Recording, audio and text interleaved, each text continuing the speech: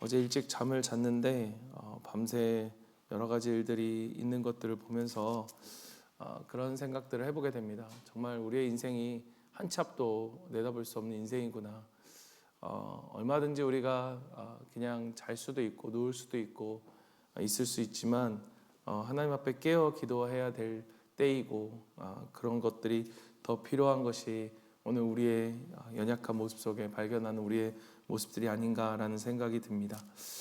여러분, 계속해서 하나님께서 호세아와 또 아모스를 통해서 주시는 말씀과 주일 예배 속에서 우리에게 주시는 말씀들 속에서 하나님의 일하심들을 느낄 수 있었으면 좋겠습니다.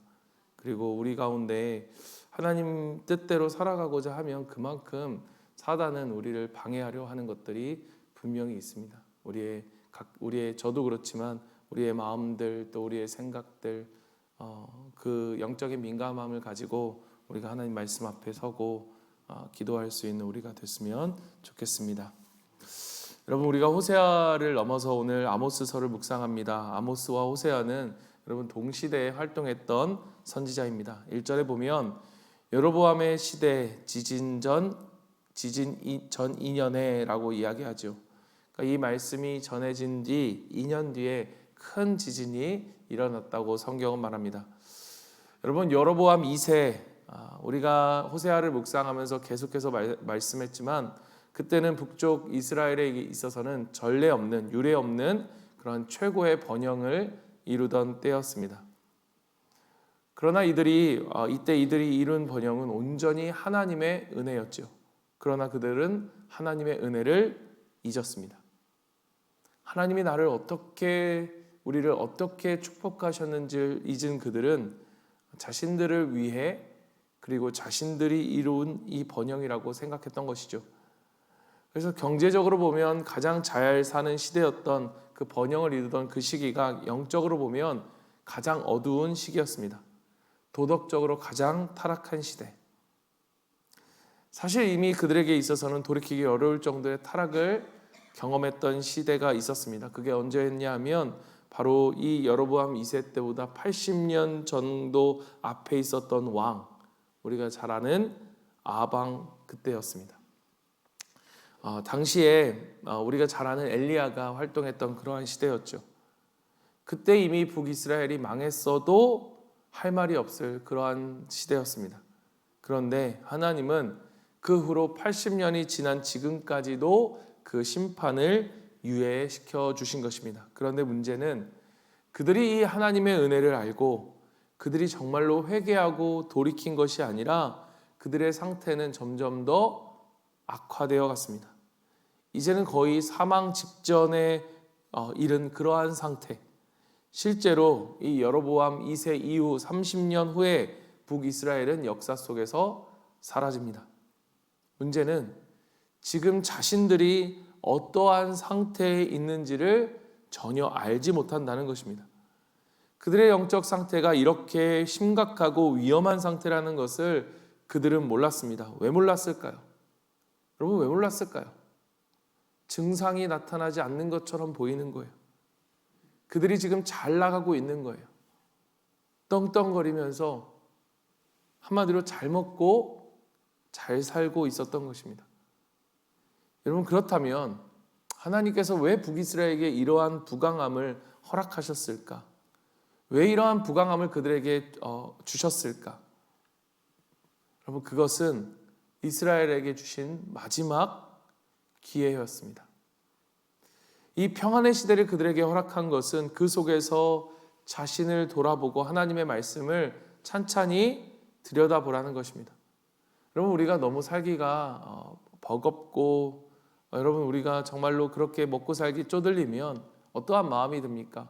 마음이 강팍해지고 또 하나님의 말씀을 들을 그런 여유조차 느껴지지 않지요. 그래서 하나님은 이 평안함을 그들에게 허락하시면서 그들에게 하나님의 말씀 가운데 자신들을 돌아볼 기회를 주신 거예요. 그러나 그들은 그것을 모르고 자신들이 잘나서 이렇게 안정적인 삶을 만들어낸 줄 알고 오히려 더 교만해진 것입니다. 사랑하는 성도 여러분, 오늘 우리 가운데 이러한 평안의 시절을 보내는 우리가 있다면 여러분, 그것은 우리가 그냥 우리에게 잘 먹고 잘 살라고 또는 우리가 잘나서 우리에게 주신 것이 아니라는 것입니다.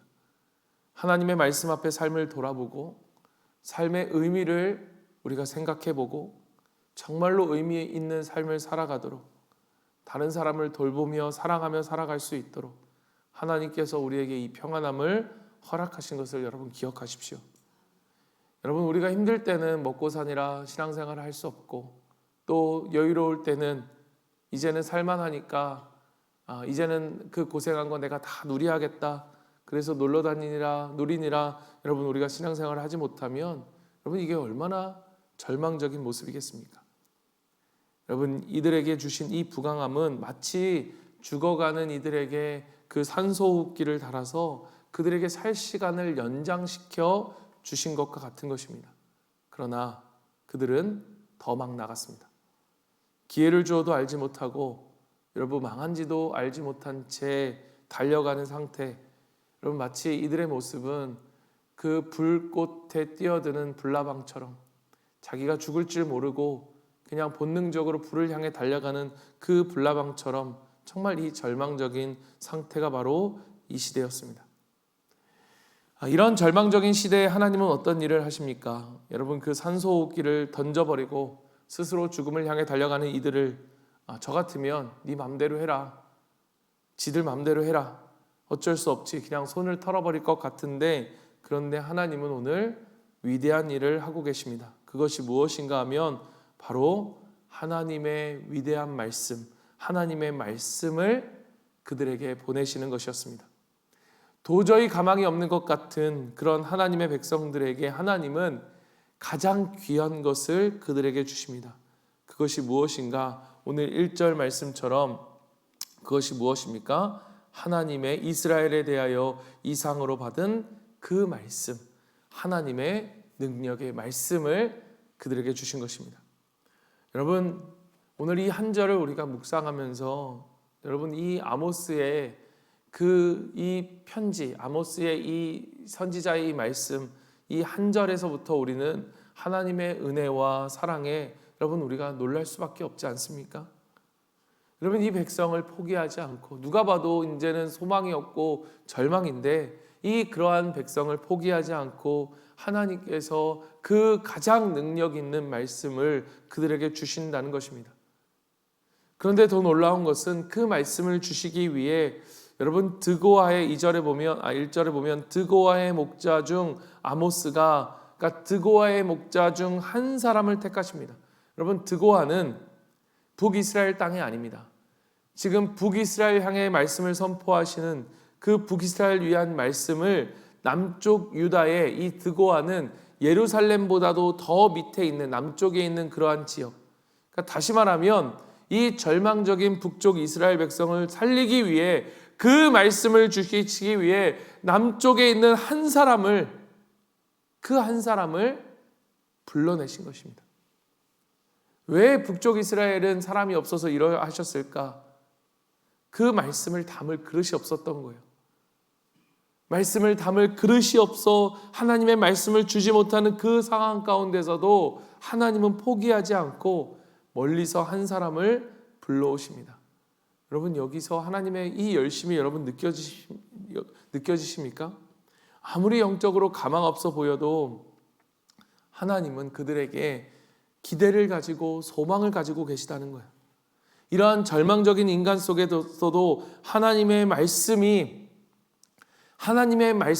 능력 있게 선포되고 이들이 그 말씀 가운데 하나님께 돌아오기만 한다면 그 다 말라버린 뼈들 같은 그들도 다시 살아날 수 있다. 그래서 하나님은 이들을 포기하지 않고 지금 이 말씀을 주고 계신 거예요. 사랑하는 성도 여러분, 하나님은요 절대로 우리를 포기하지 않습니다. 여러분, 이 믿음이라는 것이 무엇입니까? 그래서 저와 그리고 여러분 목자인 여러분 그리고 우리 모두에게 필요한 것이 있다면 여러분, 이 믿음이 무엇입니까? 포기하지 않는 거예요. 포기하지 않는 거예요. 여러분, 그들에게 들려진 첫 번째 말씀이 뭐냐? 아모스 선지자가 여는 그 말씀의 폼은 마치 그 말씀의 포문을 여는데 꽝 하고 여는 그 말씀이 그들에게 있어서는 너무나 충격적인 말씀이었습니다. 2절을 보십시오. 그가 이르되 여호와께서 시온에서부터 부르짖으며 예루살렘에서부터 소리를 내시리니 라고 되어 있습니다. 여러분, 여기서 지금 하나님께서 부르짖는다 라고 되어 있습니다. 부르짖는다. 마치 이 부르짖는 것이 무엇처럼 부르짖는가 라고 하면, 여러분, 아모스는 3장 4절에 보면 그 사자가 움킨 것이 없는데 어찌 숲풀에서 부르짖겠으며, 그러니까 하나님이 지금 사자같이 부르짖는다 라고 말씀하세요. 이렇게 시작하고 있습니다. 부르짖으니 음성을 발하리니 소리를 내시리니, 이것은 여러분 단지 큰 소리로 말한다 이 말을 하는 게 아닙니다. 이 부르짖는다, 이 사자가 부르짖는다는 것이 과연 무슨 뜻일까? 여러분, 오늘 우리가 묵상하고자 하는 것 두 가지 뜻 우리가 함께 묵상하고자 하는데요. 첫 번째는 뭐냐? 무엇이냐? 여러분, 숲속에 지금 많은 동물들이 있습니다. 여러분, 그 무질서한 숲속에도 정글의 법칙이 있죠. 법칙이 있습니다. 많은 동물들이 살아가지만 자기보다 힘이 센 그러한 맹수가 있다는 사실을 알고 조심조심 살아갑니다. 그런데 어느 날 어느 그 정글 속에서 동물들이 자기 멋대로 막 날뛰는데 이 제멋대로 날뛰는 거예요. 그 이유가 뭔가 하면 이 정글에는 수십 년 동안 그 정글에 그 군림하던 그 가장 그 저기하던 수십 년 동안 이 사자가 한 번도 나타나지 않았기 때문입니다. 그래서 이 동물들 사이에는 암묵적으로 서로 동의하고 있었던 것이 있습니다. 그것이 뭐냐? 이 정글에는 사자가 없다라고 하는 결론이었습니다. 그래서 이 동물들이 그 법칙을 무시하고 지멋대로 지가 사자인 양, 지가 최고인 양 난리를 치고 날뛰고 있었습니다. 그런데 어느 날 수십 년의 침묵을 깨고 처음으로 이 사자가 울부짖는, 부르짖는 소리가 들립니다. 여러분, 그때 그들이 어땠을까요? 지멋대로 사자가 없다, 내 세상이다, 지멋대로 살고 지멋대로 날뛰던 그 동물들이 정신을 차리지 못하고 혼비백산하기 시작합니다. 사랑하는 여러분, 지금 아모스가 하나님께서 부르짖으신다, 이 사자같이 울부짖는다라고 말씀하는 것은 바로 이러한 것이에요. 무슨 말이냐? 이스라엘 백성 가운데 마치 사자가 없다고 생각하는 동물처럼 그들은 자기 마음대로 날뛰었습니다. 그런데 어느 날 이 사자의 음성이 들린 것입니다. 그게 누구입니까? 그 부르짖는 분이 누구입니까? 하나님이시죠. 그동안 백성들은 하나님은 안 계셔, 우리의 삶에 간섭하지 않으셔, 죽었어. 그래서 지들이 마음대로 날뛰었지요. 그런데 하나님께서 지금 아모스를 통해서 부르짖고 계신 거예요. 하나님이 아모스에게 사자처럼 부르짖고 하나님을 알리라고 말씀하시고 계신 것입니다. 여러분, 아모스가 외치는 이 말씀 속에서 이스라엘 백성들은 무엇을 느꼈어야 할까요?